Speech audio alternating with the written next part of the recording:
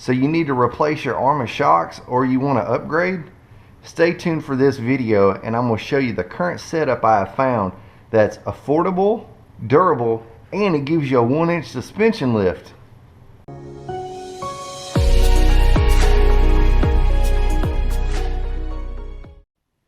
Hey everyone, thanks for tuning back into the channel. BD checking in here.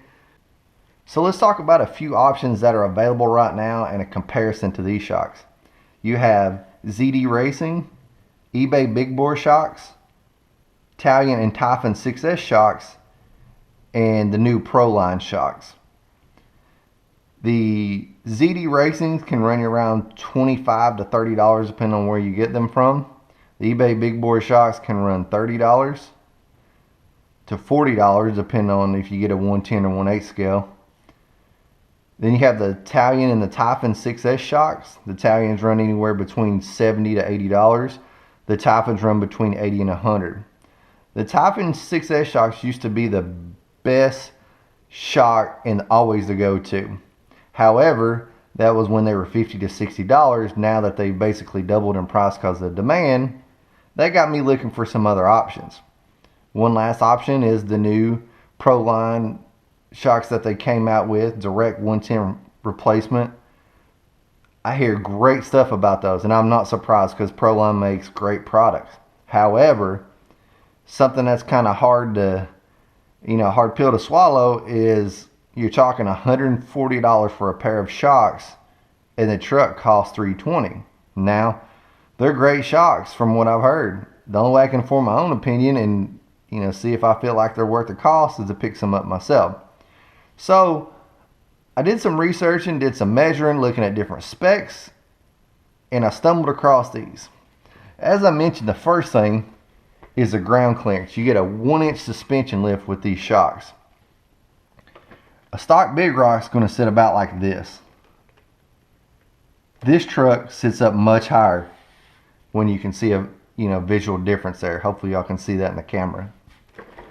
From the front, it's also going to be sitting up higher underneath the skid plate. Stock truck sits about right here. That's 2 inches off the ground. So your center skid plates, front and rear skid plates in the chassis is normally going to be 2 inches off the ground. This suspension makes it 3 inches off the ground. Hopefully you can see that in the camera. When you put this suspension on and sit it down or put it next to another Big Rock, I've even just had this truck out in the yard and I could tell a difference right off the bat from the scale between the two.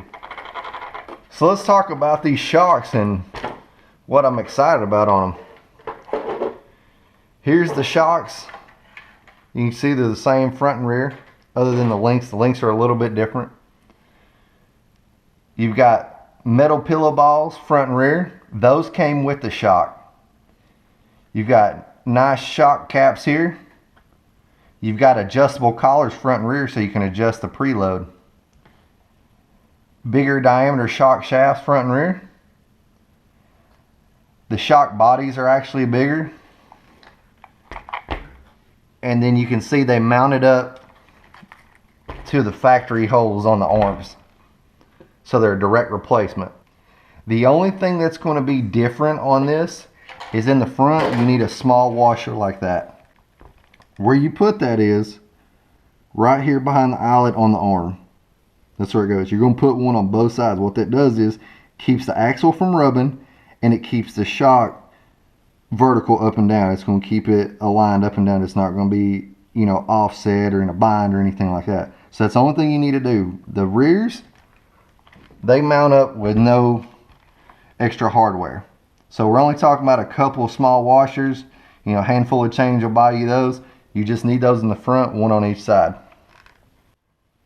So after going over all the what looks to be nice upgrades on these shocks, let me tell you what they are. These are Red Cat Kaiju 1/8 scale shocks. I know that might be a sin to take a Red Cat part and put it on an Arrma, but I'm telling y'all, these shocks, just from the research I've done, mounting them up, the way that they feel so far just by driving around a little bit in the yard and dropping it from a few feet off the ground and test them, they feel like they're going to be a good fit. They're $35 shipped.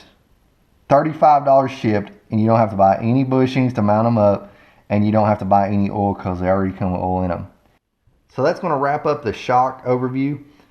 Hope you all enjoyed today's video. Just want to give you all a brief introduction of the shocks I went with, and also a comparison to some of the other shocks available. If you liked the video, give me a thumbs up. If you want to see the future videos, which the next one will include testing it out down at the Melton Hill testing ground, subscribe to the channel and you'll be able to see that along with other videos. Hope you all have a great day, and thanks for watching. See you next time.